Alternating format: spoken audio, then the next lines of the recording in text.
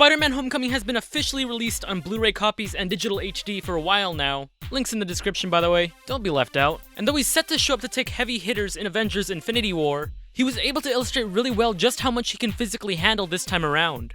Last year, I made a video on how strong Spidey was in Civil War, and thanks to you guys, that video did so well that it even managed to get across to Tom Holland. There's this YouTube video, and basically they there's a bit in Civil War where I catch a sort of plane tunnel, and they calculate the height of the tunnel, the weight of the tunnel, the force of the tunnel, and they figure out how strong Spider-Man is, and they do the same for how quick Black Panther is when he's running through the... It's really interesting. We found out that in his first appearance in Civil War, he was able to withstand millions of newtons of force from a 60,000-pound aerobus, as well as hold that same multi-ton object for more than a handful of seconds. But now that we've got a whole film dedicated to him, we've got an even clearer picture that illustrates just how powerful this Spider-Man truly is. And I'm not talking about just his ability to lift heavy things, but the amount of blunt force he can take in. He legit took full-powered punches from the Shocker's gauntlets, special electrically charged gauntlets that are strong enough to make school buses look like an empty bag of Doritos. But the bit where he holds a ferry boat together was probably the most impressive thing that stood out to most people. Like, just look at the scope of this shot. You can tell right from the get-go that much strain on the human body is probably not too healthy. Probably hurts more than stepping on a Lego. These kinds of boats weigh in at around 3,200 tons. That's roughly 6,400,000 pounds. But hold up, there are a few misconceptions that go along with this monstrous depiction of strength. Firstly, many people often forget that he didn't really pull the ferry together. It was Iron Man who pushed the thing together and hot glued it into place. Second of all, nor did he ever lift up that much weight. Spider-Man was trying to pull the ship together, not lift it up from the ground, because, I mean, there is no ground. So Peter Parker was not able to lift or pull together more than 1,600 tons on each hand. But that's besides the point. What made this scene so incredible was never about how much he was able to lift this much or pull that much, but rather the force pulling him apart. The fact that he didn't simply just get diced like a thin crust pizza down the middle was what made this scenario stand out. I mean, he still wasn't doing a very good job at it. Don't get me wrong, he probably did slow down the entire process, but just look at it. That thing was still splitting wider than the Red Sea Moses separated 2,000 years ago. Researchers Michael Milford and Mr. Leitner, I'm sorry I didn't want to pronounce the first name, I was probably gonna butcher it, at Queensland University of Technology actually did the heavy math and found that over 15.5 million newtons were each pulling him in opposite directions. To put that into perspective, human dismemberment used to be a punishment for crimes hundreds of years ago, where 2 horses were used for pulling a criminal apart with about 30,000 newtons of force each. I know this video took a dark turn real fast. My bad. This ship was pulling Peter apart with over 523 times that power. Sure, his webbing did help him a bit, but all of the ones behind him seemingly snapped as he was the last loose thread holding the ship together. So the fact that he wasn't immediately plucked apart by this is one of the most godliest things we've seen from Spider-Man since your boy Toby stopped the speeding train in his second film. But I know there are way too many variables to consider to call this a pure Spider-Man feat. I mean, at the end of the day, he was still holding onto his webbings, and maybe some more of his web shots out of frame are still helping in keeping the ship afloat, and we just can't see them on screen. Maybe he could have been trying to hold the boat together, but all he did was just end up holding onto a rope without really doing anything to slow the ship down, looking like a nutless monkey. No lie, look how this scene could turn 180 by just switching up the music.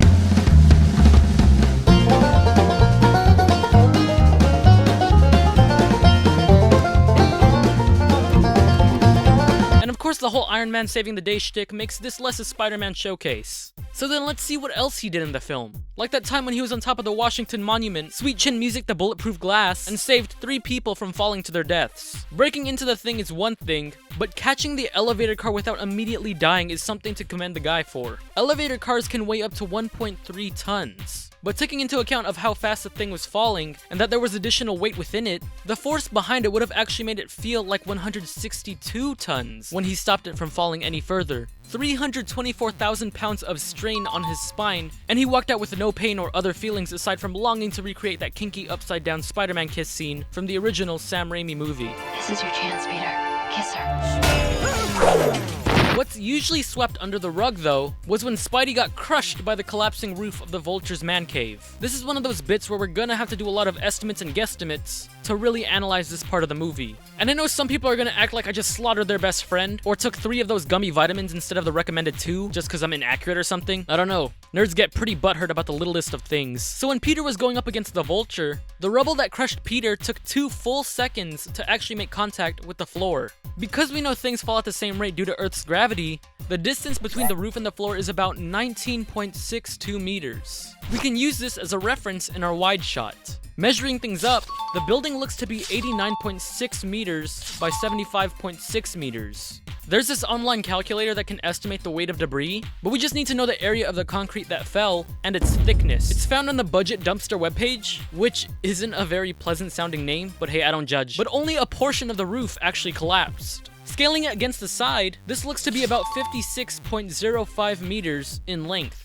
And it looks as if only 28.03 meters of that managed to topple over Spider-Man. So in reality, only 6,640.4 square feet of that rubble fell on top of Spider-Man. And the thickness of it, scaling the slabs alongside the actor Tom Holland, looks to be about 7.8 inches. This would result in a total weight of 163 tons all falling on top of him. Nearly 9.5 million newtons of force. That's equivalent to 19 elephants falling on top of you all at once. I don't know why I used elephants as a comparison. They probably crush one another since they're all stacked up on top of each other. That's 3.5 times more force than when the jet bridge fell on top of Spider-Man. I know I said a year ago that the force of that was 81 million newtons or something, but I didn't take into account the distance it moved after Spider-Man touched it, so GG. It was actually like 2.7 million newtons of force. But hey, that's still a lot of stress to put on the human body. We can't really say he lifted all of that weight when he got up out of the rubble, because some of the debris ended up below him because of the plot. But we can see that he does shoulder press 2 broken slabs. And it's not one of those 1x1 Minecraft slabs in 240p,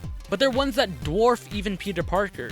If you thought the past things were some nerdy stuff, just you wait, fam. The actor Tom Holland is 5'8", and the slanted stones seem to be touching the same base level he's standing on, meaning that even though the limited camera view cuts off the slabs, these should be around 11.7 feet by 2.83 feet.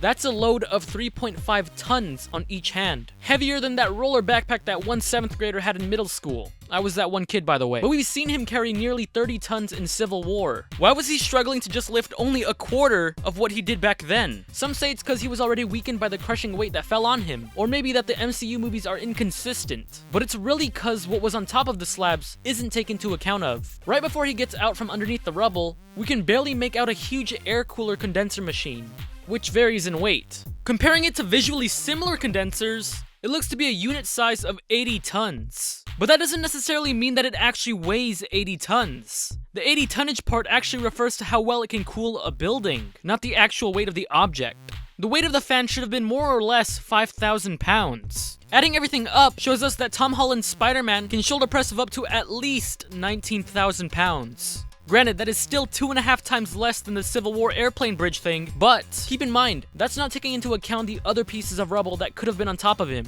We were only able to see 2 big slabs and the air cooler condenser, but there could have been more rubble between Spider-Man and that fan.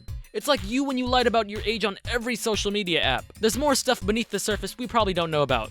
Besides, he actually had to push up on the rubble, whereas here he just slowed its descent. He didn't need as much power to keep it from falling than if he had pushed it up. That's probably why he was struggling with a not as heavy weight. Or maybe not, I'm kinda running out of things to say. So this is the minimum amount of force Tom Holland's Spider-Man had to exert to survive. In the end, though that whole holding the ship together may be too iffy to call a solo Spider-Man strength showcase alone, holding up that elevator and being squashed, then lifting the rubble towards the end of the film truly shows us that this guy can do much more than what any spider can. Anyways, that's my time for today. If you enjoyed this video, then don't be shy. Be sure to hit that like and subscribe button. Also, don't forget to follow me on Twitter, Facebook, and Instagram. And for more of my videos, just click right here.